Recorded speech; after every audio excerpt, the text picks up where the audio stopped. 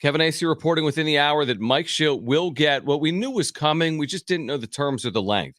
He is reportedly getting a 2-year extension. I thought initially he'd get a 1-year extension to lock up the same terms as A.J. Preller through 2026, but he's going to be signed, according to Kevin, through 2027. So a 93-win regular season, a series win in the postseason reportedly means Mike Shildt is under contract not just for the next 2 years, but for the next 3 years, all the way through 2027. Well, first off, absolutely deserved.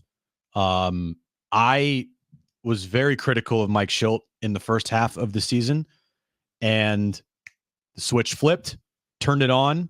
Second half was brilliant.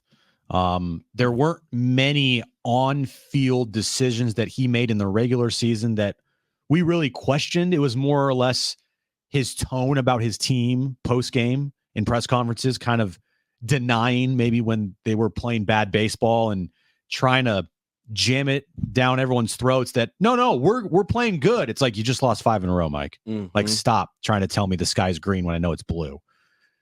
Other than that, though, on field, I thought Mike did a really good job in the regular season. There were issues in the postseason in the Dodgers series, definitely, that cost them in game 1 and then in game 4 and 5. But all in all, helped change the culture here, got the team back on track, led the team to 93 wins, really kept that, group in the clubhouse together when last year, 2023, it was awful.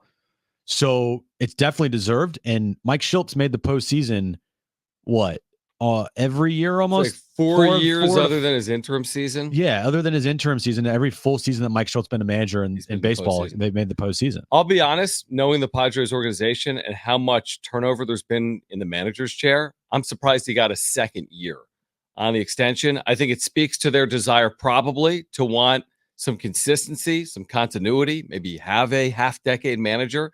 They haven't had that in a while. Andy Green was here for how many years? 4? Oh, he was here for a while, yeah. So, but I don't know the last time they had a manager beyond 4 years. You're going back to Buddy Black. So you're going back a while. So maybe this speaks to their desire to have some continuity. If you were to switch managers again in the near future, now you're talking 5+ managers. So it is deserved. I didn't think they'd go beyond 2026 because I don't know if there's really a need to go beyond 2026. But now you have a unique situation where the manager has a longer leash than the general manager, potentially, because the GM, to the best of our knowledge, is signed through 2026, and the manager is signed through 2027. That's a little unique. Yeah, and we won't hear from Eric Kutsenda until spring training about the future of AJ and what he's thought about AJ. If there's going to be a contract extension, who's the owner of the team, who's running things, who's writing the checks? That's a big question that hasn't fully been answered yet. When Eric Kutsenda took over the day-to-day roles after Peter Seidler passed away, that to me, tell me if I'm wrong, I viewed that always as was an interim thing. Well, that's what we thought at the time. I agree. That's what I thought at the time. I didn't think this was going to be a Eric 10-year run. Yeah, he's the owner of the team for the next 10 years. I thought it was going to be the Seidler family. I thought he was more of a holding the seat, keeping the seat warm. Because these things take a while. You can't just all of a sudden be boom, we're handing over new ownership roles. So that's a question that is out there that hasn't been really talked about a lot. But still, when we hear from Eric Kutsenda or whoever in spring training, and he's asked about, hey, if AJ Preller hasn't received a contract extension by then, hey, what's your thoughts on AJ Preller? Remember we spent become a little more clear. Remember last offseason, we spent months on, is Eric Kutsenda a real person? He had one headshot. One headshot on the entire internet, which is impossible. He proved to be a real person. And what he said, I thought was pretty significant in spring training, which was everyone's going to be accountable, including AJ Preller. And then AJ Preller backed it up on field. So I think from the organization's perspective, the organization should be high on Preller. I don't think heading into 2025, Preller should be anywhere near any type of hot seat. He should have security. I think heading into 2024 off 23, if things didn't go well, you could have theorized him being out. I don't see it in 2025. I don't go into 2025 oh man, Kutsenda's got to really see a lot from AJ Preller to keep his job. That's not how I see it.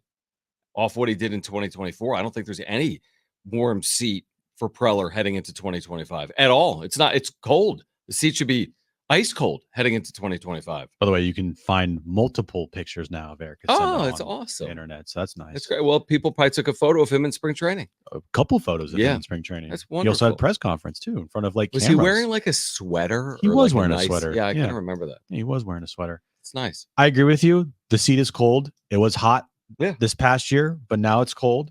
Coming off of the year that he had, the stability that was, formed this season with Mike Shildt. Mm-hmm. But also, it definitely could change, and I'm looking at this right now this has got to be a run. Like, we were hoping that the run would have started after 2020. Didn't happen. 2021 happened. We thought the run was going to start after 2022. Didn't happen. Got halted in 2023. You can say, 3 playoff appearances in the last 5 years. Mm-hmm. It's great. He's also gone through, 3 different managers then, and as year number 1 with those managers were great. Year number 2 was awful. Right. I really don't expect that to be the case here with Mike Shildt. I just don't. I just think that listening to Mike Shildt as much as we have, and knowing he's the biggest optimist you will ever meet in your entire life, I don't envision it going sideways. Could be wrong, but going into year 2, his last 2 managers, that's when things fell apart. I do think that the relationship is better with Mike Shildt. Now, you could say the same thing about Jace Tingler. Their relationship they were tight. They were boys. That caused a rift in the clubhouse. I don't know if that's going to cause a rift in this clubhouse going into next season, but can we please, here in San Diego, please have some consistency with the front office, the front office, the manager, and the clubhouse? Can those 3 things all be in lockstep for more than 1 season? I'm going to make an assumption based on today's news from Kevin Acee that AJ Preller has been extended. I'm going to make that assumption based on today's news that AJ Preller also has a contract that runs through 2027. I don't know if it was in the terms of his deal. If he reached the postseason a certain number of times, a year would be added. That's often in contracts. But to me, it's very surprising to see a manager's contract extended longer than a general manager's deal. So knowing that Mike Shildt is going to be extended through 2027, to me, leads me down a path to believe AJ Preller has been extended through 2027. I'd be very surprised. The manager has more security than the general manager that oversees the roster for the manager. That's very atypical, not impossible. But I don't imagine that AJ Preller negotiating a contract for manager is making the terms longer than his own deal. Like that doesn't make any sense. So, and we always talked about locking up these two people in the organization, having them on the same terms. And now that Shilt's through 2027, I'd be shocked. We're not going to hear from him until March 1st, but maybe we'll hear from someone in the winter meetings. I'd be very surprised if AJ Preller wasn't signed through 2027. And he deserves it after this past season. He got a contract extension after 2022, if I'm not mistaken, right? I think that's right. So I think the next logical step is, put him in lockstep with Mike Shildt. Yep. Have them be aligned. So you're not having the conversation about manager and GM. Mm-hmm. Like, look, if one of them fails, they both fail. That's how I view it. If one goes down, the other is going to go down. You can't that's how it's going to be, is they are tied together here for the foreseeable future. And if one fails, the other will fail. Preller's gotten away with it multiple times now where he's kind of passed the buck on to the manager. The manager's got, the short end of the stick with Jace Tingler, and then the whole situation with Bob Melvin, right? And Preller had an immense amount of blame for all of those situations, but he walked away. Mm-hmm. He walked away. This is not going to happen again. And I do have faith that it won't, but I've been fooled before because I said the same thing after 2022. I said after 2022, finally, we have some cohesiveness in the organization with Peter, AJ, Bob, and Grupner, right? Those 4 guys leading the way for this organization. things change very fast, and that's exactly what happened. I agree, but I think by extending your manager through 2027, you're allowing it to breathe in 2025. Where, of course, everyone wants them in the postseason and wants them to win a World Series and go through the Dodgers. But even in a off year or a down year, making it up, they go 84 and 78. They're the 6th seed or they miss out. I don't think there's this great panic off that. I think they pause and say, you know what? We guaranteed Shildt through 2027, not 2026. We're not going to make a change off 2025, even if it's slightly disappointing. Same thing with the GM. I think based on what they did in 2024, it's given them a little bit more to breathe with, a little more air in 2025, where they don't have to replicate everything. They don't have to win 93 games. They don't have to win in the postseason. We all want it. Wow. But I just feel like they're now saying stability matters more. We're thinking more about 25, 26, 27 than we are about we have to win today at all costs. That's what it looks like to me. That's what it sounds like to me. Well, you can accomplish both. You can create stability for the foreseeable future, and you can also have the urgency of like we need to try to win right now. True, but if you don't, is my point. If they didn't win in 2024, off with their heads. No pun, not really. Jeez, John, dark off the plank. I mean, if they didn't win in 2024, sure. Just kill them. Yeah, off the plank, cut off their heads. No, that was that other guy. Remember, heads will roll. Heads will roll. My point is, if in 2024 they went 78 and 84, Preller would have been fired. Shildt would have been fired. Agreed? If they went 78 and 84, we're 10 games out of it. I think there would have been no other choice. But now, off last year, I just don't feel as if they'd be as reactionary because of what they did in 2024. Okay, well, it still stands in my mind. You can't miss the postseason next year. I think they can, because you said the same thing in 2023, and they did. And look what happened. They kept everyone. They kept their GM. Well, they got rid of Bob. Kept their. No, they didn't actually. Well, they forced him out. Well, but you agree they didn't. I mean, AJ Preller then looked like a fool because he had a year-end press conference saying Bob's going to be back. Right, and then they were perfectly okay with Bob leaving. But I'm saying nobody was forced out. Right, no, but they didn't make any, I think, effort to be like, nope, sorry, you can't interview with the Giants. No. But that's not my point is 2023, we're like heads are going to roll. They didn't. 2025, I feel the same way. 2021, heads rolled. Jay Singler gone. 2023, heads rolled. Well, how so? How so? What are you talking about? Bob Melvin. He was under contract and left for another job. That's not heads rolling. Well, in my opinion, he was already back. Okay, he was back, but they allowed him to leave.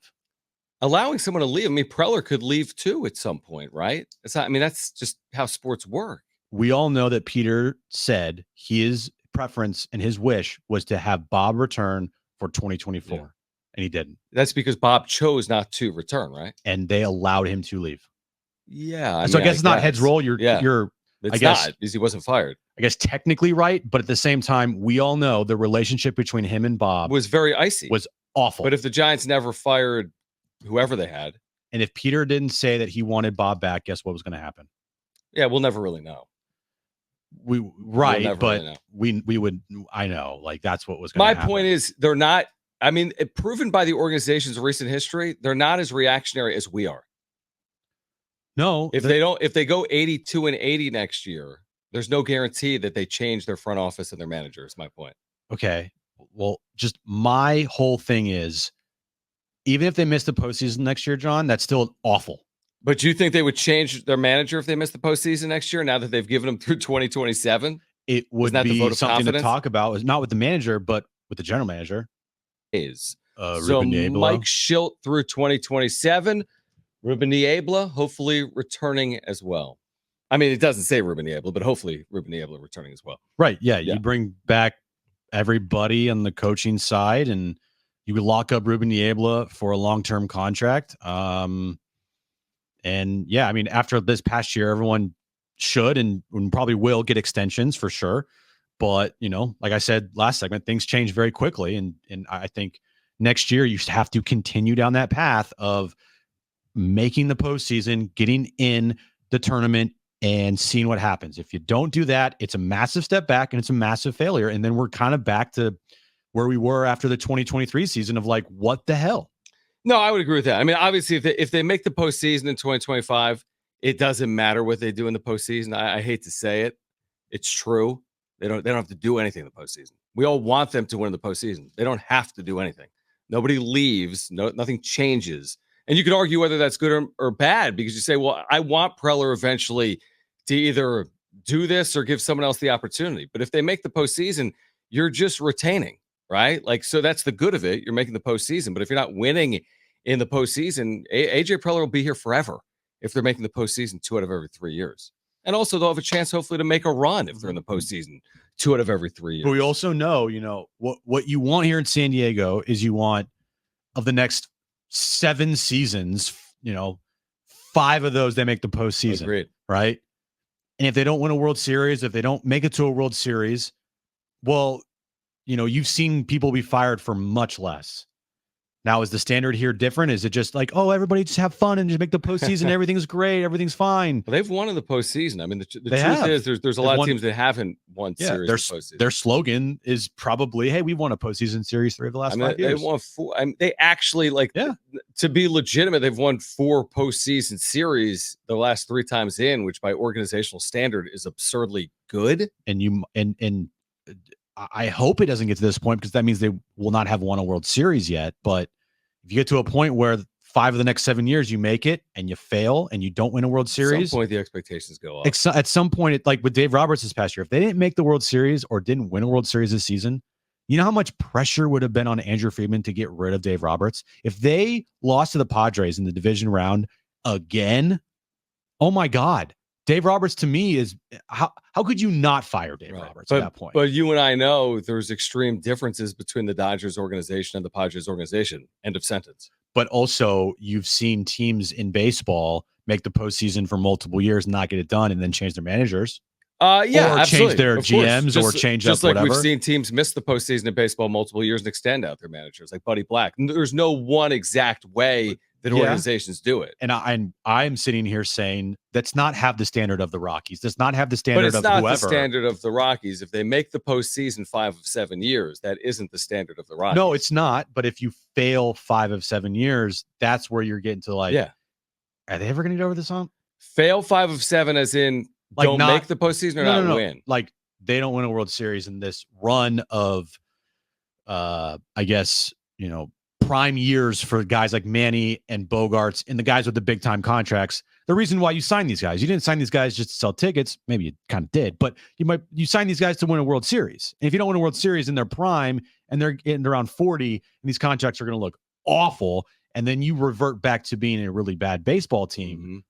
So, okay, the theoretical being, so if for the rest of the decade they make the postseason in the next 6 years, 4 of the 6 years, but they don't win a World Series or even get to one. I'll go there.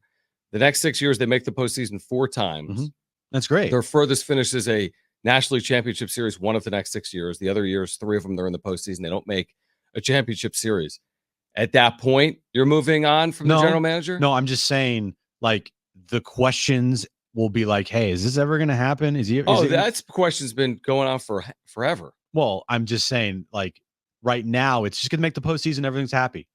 But soon, if they continue to hopefully have this consistency where they make the postseason, that won't be, and it shouldn't be, just the standard, like the bar of like, just make the postseason, everything's fine. How many examples other than like Yankees, Dodgers, and not to really put on the spot, but are there a lot of examples other than Yankees, Dodgers where you're making the postseason consistently and making change, a lot of change? Because the Cubs have done it.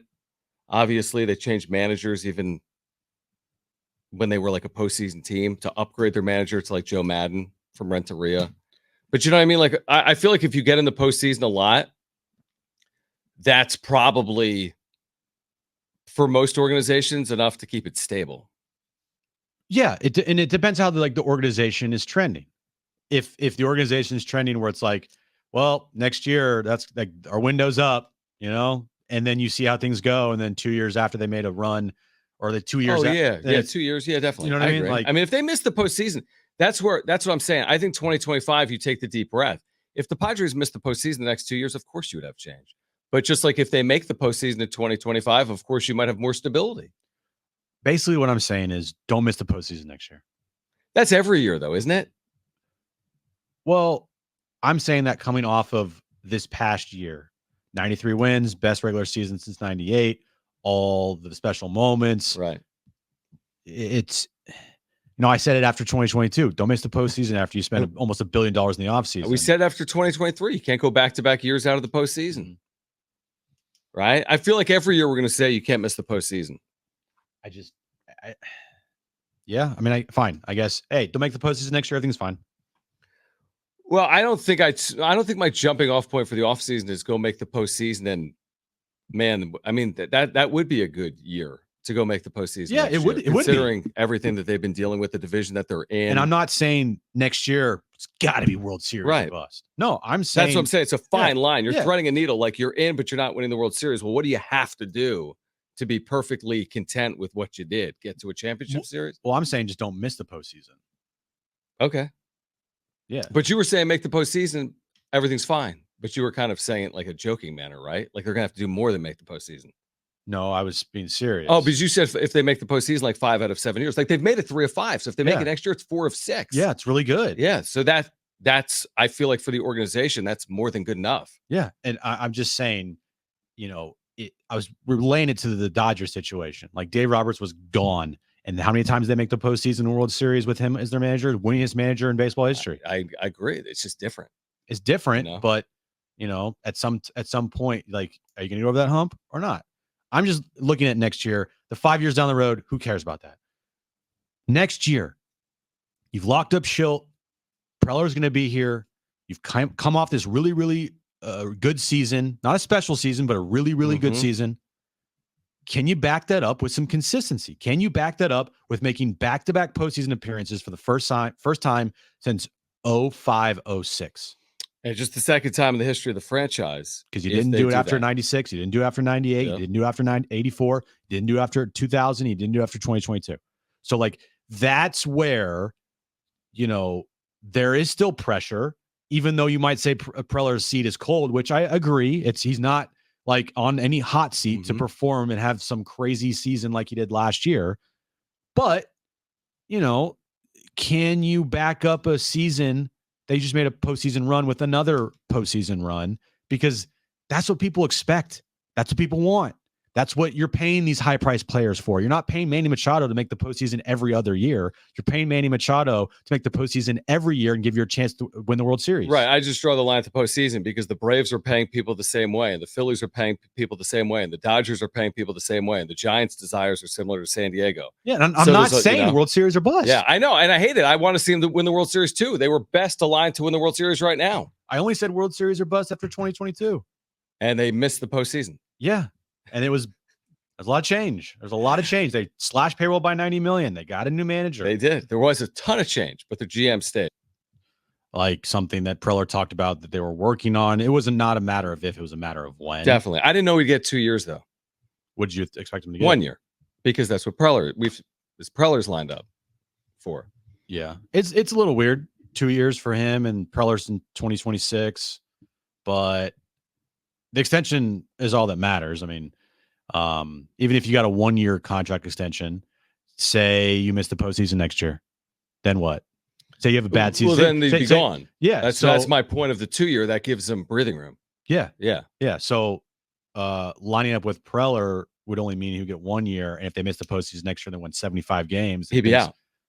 Yeah, I guess. Yeah. Definitely. 100%. I mean, that's why I think 2 years is significant. Because I think 2 years you have a down year and you've bought yourself 2026. Could be wrong. That's just my hunch. So the manager's gone, but not the GM. No, the GM. My theory here, we haven't heard from the Padres in any capacity other than Preller once. My theory here is if it was a 1 year deal. Shildt is through 2027. I bet Preller is through 2027 now. I'll make a bet. I'd bet that. Okay. I bet Preller's through 2027.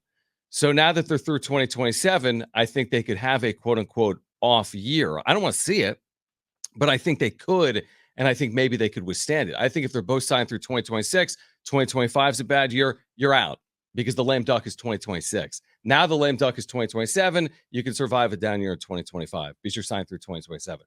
That's my hunch. It depends how down is down. Is down 84 wins and the last team in the postseason is down 74 wins and 13 games out of the postseason.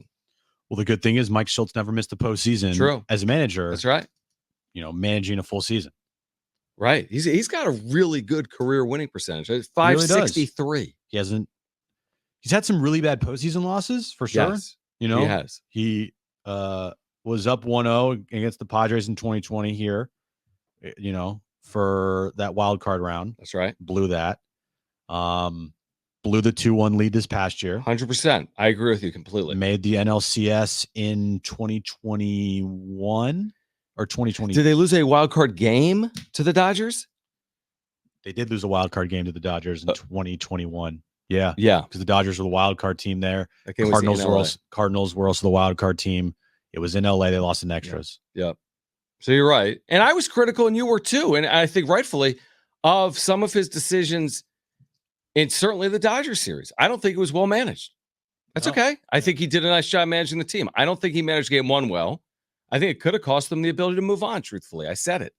I think if they have a better strategy for Ohtani with a 3-run lead early in that game, and they get out of that inning with still a multiple run lead, maybe they sweep the Dodgers. I know it's crying over spilled milk, but I don't think he managed that series overly well, but I still think he deserved an extension, which came today. And I don't think that the move to have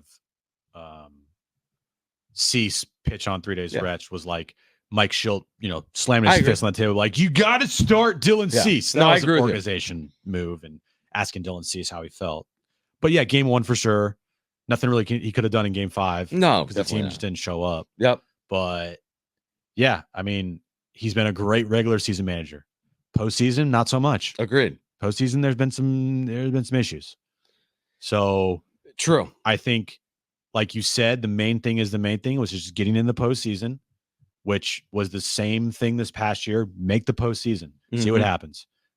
Next year, same directive. Make the postseason, see what happens. The following year, make the postseason, see what happens. You know, that is the directive going forward here, and the goal for this team for the foreseeable future, as long as Mike Shildt and AJ Preller are here together. Yeah, the issue is, I'm going to say this repeatedly in the months and potentially years ahead, they'll never be better set up than 2024. It doesn't mean they don't win a World Series in 2025, but you're not going to be better set up. You're not going in 40-20, taking on a Dodger team. What if they went on 42-18? Whatever it was. Were they 42-18 or 42-17? Or well, I mean, it was incredible. The last 2 games of the year didn't really mean anything. I mean, they were playing unbelievably well. And the Dodgers heading into the postseason didn't have all the momentum. They'd played well enough, but they didn't have all the momentum. And just because they were, quote unquote, set up the best this year for the second half and the roster they had, doesn't mean that they can't make a run if they don't have that type of second half or that type of roster. And the Dodgers won 98 games this year. For them, that's a down year. 100%. And they went on to win the World Series with 2 starting pitchers. Well, 3, I guess, because they had Buehler. Yep. But it's all about right timing, making the right moves, getting a little bit lucky, having some guys outperform, some big time performances. Like, you need a lot of things to go right for you. But you're right. The roster on paper, I don't know if they're going to have that type of roster again in the foreseeable future. I mean, their bullpen was elite. Their offense was clicking at that time. Machado had a very good second after his regular season. Jackson Merrill's year. Fernando Tatis was healthy. Your rotation was good. We found out about Joe Musgrove in the postseason, right? Did it happen against? It happened right before game 1 in LA, right? Or after game, right before game 1, or after game 1. No, right before game 1. It was after the Braves series. Because he left in game. He left in game 2. So they were well positioned. But to your point, I mean, you don't have to be perfectly well positioned to win a World Series, but it felt as if they were really well positioned, obviously, here in 2024.